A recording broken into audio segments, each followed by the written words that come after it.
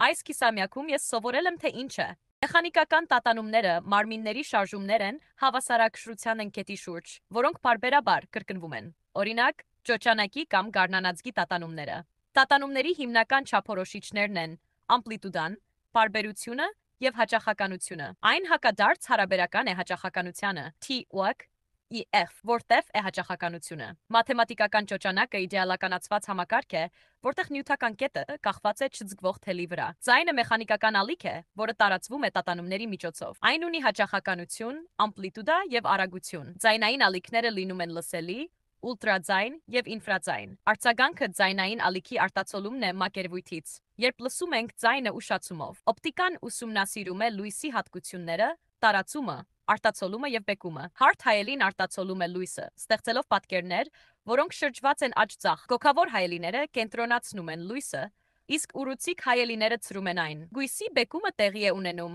երբ լույսը անցնում է տարբեր միջավայրերով։ Բեկման ցուցիչը ցույց է տալիս լույսի արագության փոփոխությունը n կուբաֆրակցի v, որտեղ c է լույսի արագությունը վակուումում, v միջավայրում։ Դիսպերսիան սպիտակ լույսի բաժանումն է տարբեր գույների, օրինակ ծիածանը։ Ոսպնյակները կենտրոնացնում կամ ցրում են լույսի ճառագայթները,